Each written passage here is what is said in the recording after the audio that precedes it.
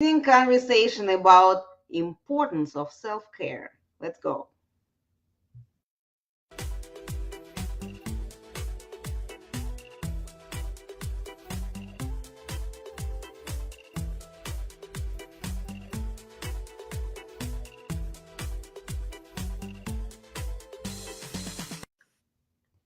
Yes, welcome back, and welcome those who just discovered us. We are going live every Thursday at 4 p.m. Eastern Time, but if you miss us on that live appearance, you can always find us in Spotify and many other platforms that where you listen to your podcast. So a little later today, we will have an information, not link to this show anyways. And today we are going to have a conversation about the importance of self-care because I personally believe if we don't take care of ourselves, we cannot take care of anybody else. Yes, this is very cliche to talk about put the mask first on yourself and then show you help your child or somebody else, but that's the way how it goes anyways. And I invited finally, it took for me several months chasing this lady that is coming today with me to talk about this. Meg Tancredi, she is nutritionist. She is a very active member of our community. She is regular talk. She's always appearing. Is it way to say it? She is a regular participant of our Diabetic Healthcare Expo, the one that we actually are going to have at the end of July. She is also participating in our support group meetings. She also commenting on different topics in our Facebook group, Diabetes 101 for Beginners. So today there's a chance to hear her talking with me, just with me, for 30 minutes. Megan, welcome. Thank you so much for having me, Arena. Well, you are so brief and so, thank you. I would like to, for you to just talk a little bit about yourself. You have about 3 minutes, so give us a little brief Megan introduction. Okay. Oh, brief. Okay. So hi everybody. I'm Meg, creator of Whole Meg. I'm a registered dietitian, specializing in diabetes. So I primarily work with prediabetes and type 2 diabetes, and absolutely love it. I was an elementary school teacher for about a decade before becoming a dietitian. So going back to school, which was a very humbling experience at the age of 35, relearning how to study and do all the things. And my first job as a registered dietitian was working clinically in the hospital. And that's where I fell in love with working with people who have blood sugar issues. The science behind blood sugar just really makes me fired up. So I love talking about it and learning about it. But I quickly realized that the conventional way that I was taught of how to approach diabetes just didn't align with my philosophy. So I decided that after lots of experience in the clinical world, I branched out and started my own practice so I could educate people and work with people the way that I think would be best with them. So I love what I do, and Whole Health with Meg is the result of that. Thank you. Great. And this is something that somehow did put us together, and because Megan is about educating people, and I started the Facebook group, again, this Diabetes 101 for Beginners, to help people with providing them an information, because this is the way how it goes. You maybe was taking care of yourself, maybe not, maybe you was taking care of somebody else, or maybe some projects and work and education. And then at a certain point, you learn that you lost sleep, you don't sleep at all, or you always tired, or you always thirsty, or whatever joint hurts. So your vision is suddenly very blurred and you don't know what to do. And you go to the doctor runs this very simple test, and they call you 3 days later, you have diabetes. your prescription is in the pharmacy, would like to schedule a follow-up in 3 months. And that's such a standard how people learn about their diabetes, and then they don't know what to do. Right. They like a deer caught in a headlight, right? First of all, are you sure you looking at the correct results? Is it my name on it? Me and diabetes? How did it Right. happen? I, I'm taking vitamins. It couldn't happen to me. So that's one reaction. Sometimes people saying, oh, darn, I knew it's coming, but my relatives had this problem, or some of my close people had this problem, and they ended up with such and such complications. What can I do? And many other outcomes. Sometimes people say, no way, it's not about me. It's a mistake. I'm not doing anything. I'll just continue living how I do. And here's the thing. Unfortunately, if we take this approach, it will not take us anywhere. And one of the things that I learned a long time ago, before this podcast, before this website, before this Facebook group, is that just relying on doctors and medication may slow down the progression of your diagnosis. Doesn't matter what it is. It may be heart disease, it may be lung disease, it may be diabetes, it may be whatever. Unfortunately, we responsible for our own health. We responsible for this temple that we are given to take care of it. And that's why self-care, in my opinion, is so important.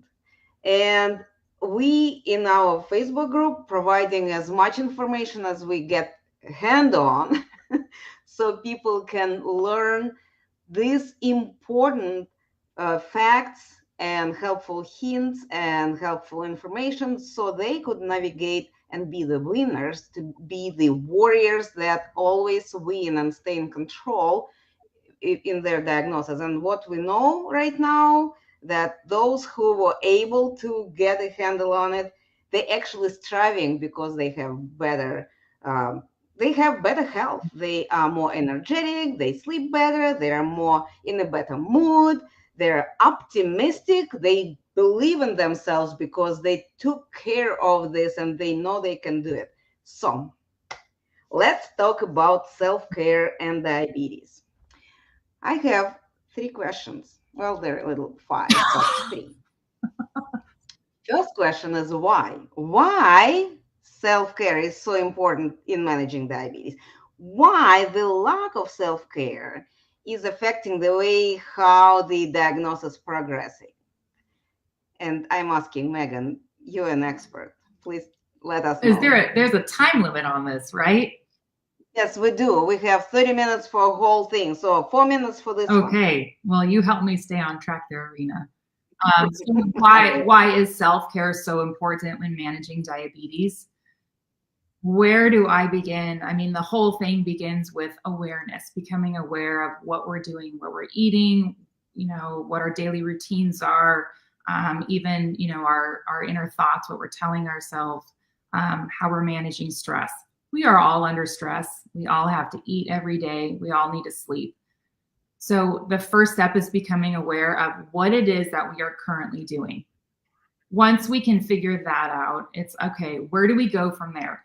You can't possibly expect everyone to think, okay, I need to improve this, and this all at once. Talk about overwhelming, because again, if you just got that diabetes diagnosis, you're already feeling overwhelmed.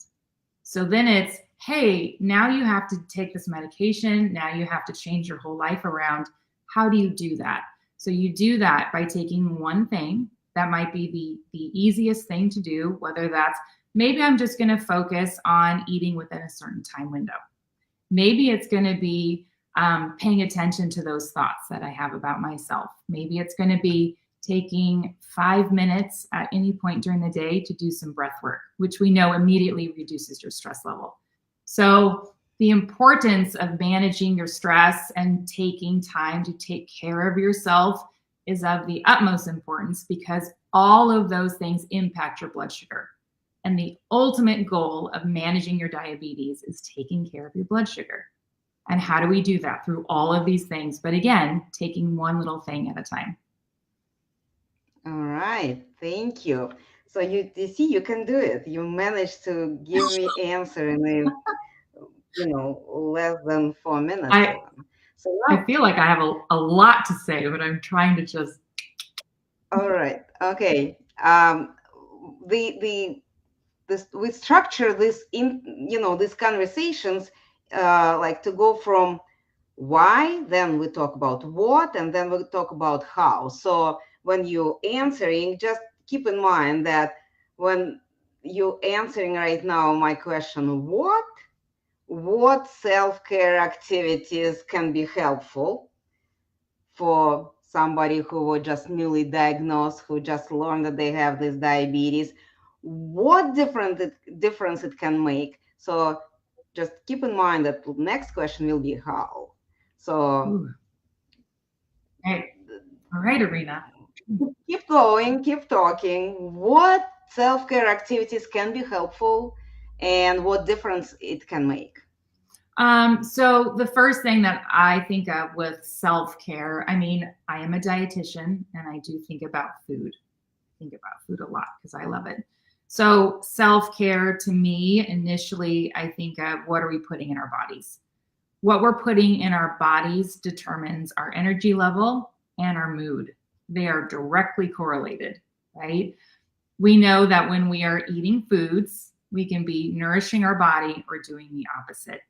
And so if we're nourishing our body, we know, and I'm sure like most of us who are listening have personally experienced this, where you feel happier, you feel maybe more focused, your mood's a little better, you feel like you can just be a lot more productive. That's what I have personally noticed. When you do the opposite, you feel the opposite of those things. And personally, I would rather feel happy and let's go take on the world sort of thing. So when I think of self-care, I think of, all right, what are we nourishing our body? How are we doing that? Which I know we'll talk about later. The other components of self-care, again, most of us are under some form of stress, whether that's acute or chronic stress. And it's about, okay, we know that there are going to be stressful events.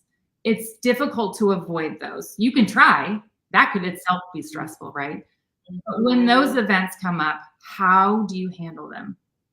And you have to know that like the first, second, third, 50th time, you probably won't do very well. But after lots of practicing how you manage your stress, you get to be better, right? And we know that it's important to manage your stress because that increases your blood sugar.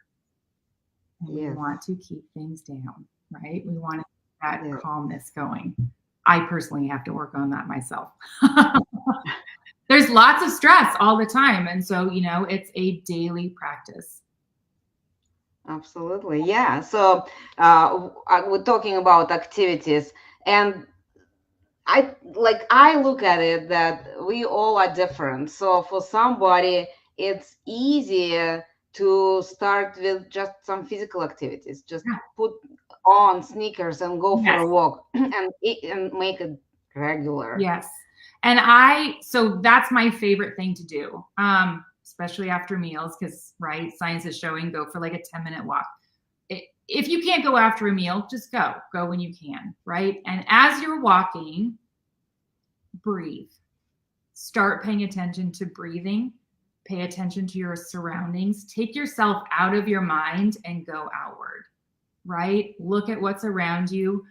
Breathe in. I mean, I can't tell you how often people will say, hey, Meg, you pointed out I should start breathing and noticing my breath, because a lot of times people hold their breath when they're stressed because that enables you to not feel as much, right? So if you can, for physical activity, right, just go for the walk and breathe while you're doing it. You'll hear a lot of people talk about do yoga, right? I mean, I've heard that. There's a lot of science behind it. I mean, great stuff behind yoga. I don't do yoga. I have yet to go and really try yoga out, right? but I found something that I enjoy. So I go and do Pilates, which I think is great. So it's more about doing something you really enjoy, that when you come away from that, you feel like, I'm glad I did that, right? It's not about, oh, I have to go do exercise. Oh, I have to, because then that kind of takes away the joy, right? So you want to find something that brings joy to your life, that allows you to move your body, and ultimately helps you with your blood sugar. All Definitely. positives, right? Yes, yes. Well, this is something that was actually challenging for me a while ago when my husband got diagnosed and my children were still very young, and all this stress, and we had also crisis in economy, so we had financial difficulties. So with all this, I felt not exactly falling apart. I felt like a very tight knot. Like everything is so tight. And yoga actually helped me. I learned, I found LA Fitness, they have sauna. So I wanted to go to sauna to relax my muscles so this knot will get a little bit looser. But I found yoga classes there and started joining there. And that's where I actually found this um, uh, different shavasana poses when you lay down and you think about nothing and you just allow yourself to do that. And that may be for, in some classes it may be 1 minute, and well, 1 minute too short, 5 minutes. And I know that in some classes it may be like 15-20 minutes. 5 minutes of thinking about nothing, oh, and not worrying about anything. Once I achieved that, that actually what was bringing me to that class for several years, just for these 5 minutes, because they allowed me to think about nothing, relax, clear, and I was looking forward to those classes. Yeah. So this is something that I found for myself in terms of relaxation and taking care of me. Yeah. Not everybody in my family, not like me. Right. And I have done, so I've started to incorporate more of like a guided meditation. And so when I do that at home, so I do it through an app. And because I'm one of those where if I were to go lie down without any noise or guidance, oh, my mind is going. I'm constantly thinking. I'm that person that has, 300 tabs going in my mind.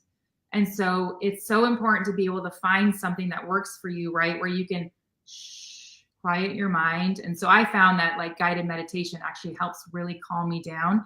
And so when you have that calmer nervous system, I mean, it's just like such this blissful, beautiful feeling that you have, right? Definitely. But you're absolutely right. I mean, that metaphor or that comparison that you used earlier about being on the airplane where you put your mask on first and then the child, it's like, if you don't take care of yourself, what do you have? What do you have? And so it is of the utmost importance to find, okay, how can I start taking care of myself and just start so small, right? Yeah. Yeah. Yeah.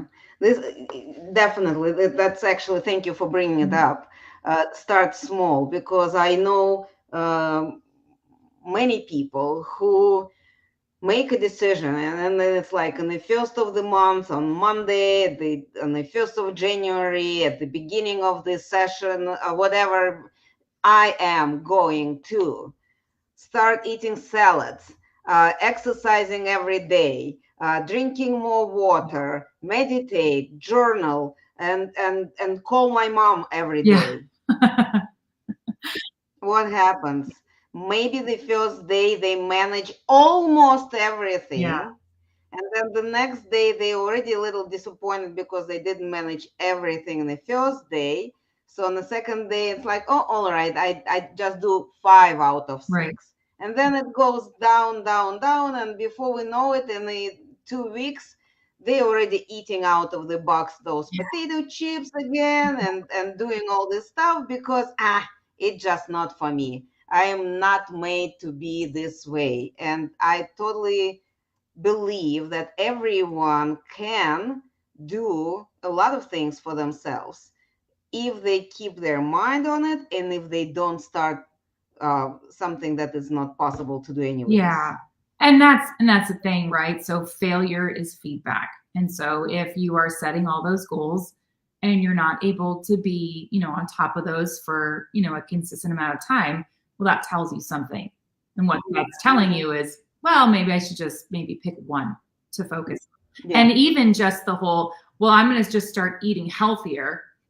That is such a lofty goal. We know that there's lots of components to eating, right? And it's not even just about what you eat. It's when are you eating? How are you eating? How much are you eating? All of these things go into it, right? So it's about being able to be more specific with your goals and having them fit into your life, right? So how am I going to achieve this? And again, that's why it's like important to work with somebody and hold you accountable, because I know for me, I need to be held accountable for my stuff, because it's really easy to put yourself to the side while you do all the other errands, whether it's I need to go pick up dry cleaning and I need to do my child's laundry and there's always going to be the things to do. Well, exactly. You're going to need to take care of yourself also. That's the priority. And a lot of times, we're just so used to putting ourselves to the side. Definitely. This is something that, well, before we move to the last question, this is something that I just remember my husband was taking care of business. He was very successful in his field and respected. So he had clients, he had customers, he had lectures to write, he had presentation to create, he has white papers to write, and did all this stuff. And he would be just go. And I would be asking him, so when are you going to take some time off? Because this is something that really exhausting you. You look at you're always tired when you're not doing this. And he was like, but this is something that will be such a great victory for this community. This will be such a great development for that. I'm like, look, I would like to celebrate this, but I would like you to be present with us and celebrate it with us, rather than being not able because your body is not going to handle this much stress. Right. So taking care of yourself is so important, so important. Okay, last question. It will be a quick one because we don't have much time left. What we were talking about implementing changes, how it will be easy, how it will be effective to implement so it will be easy to keep. What would be your idea? What first step? How we can do it? We understand we need to do one thing at a time, but how to make that thing working for us? Because it could be, again, even one thing, not very easy to do. Right. So one thing, that's the main reason I developed this self-awareness quiz, right? Because you have to start with, where am I falling short? So let's just say it's with the stress management and you're already thinking, okay, I'm super busy. I have all these things going on. When do I have time for this? Okay, take 5 minutes. Let's find 5 minutes in your day and do breath work. Don't know what breath work is? Let's get on YouTube together. Let's get on the Insight Timer app. Do 5 minutes of breath work. Well, don't argue with me. Let's do it together, because I can argue with myself. Say, Meg, I don't have time for this. But you do. You do. And it's about making it a priority. But the thing is, when you start small, so no matter what that is, if someone thinks, I don't really want to do breath work, or that sounds terrible, start with food, right? Maybe start with your water intake. There's so many little things that we could do. But again, it starts small and do it every day. Don't give up before 30 days. Do it every day.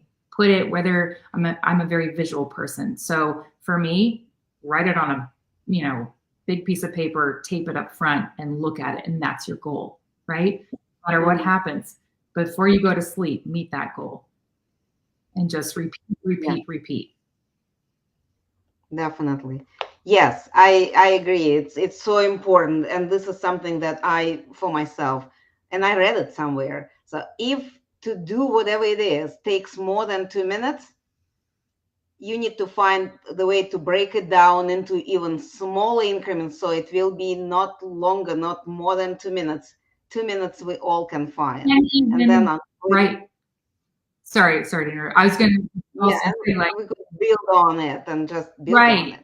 And to find, if it's 2 minutes, maybe whatever that task is, it makes sense to have it be in the morning after you do a task you're already used to doing, right?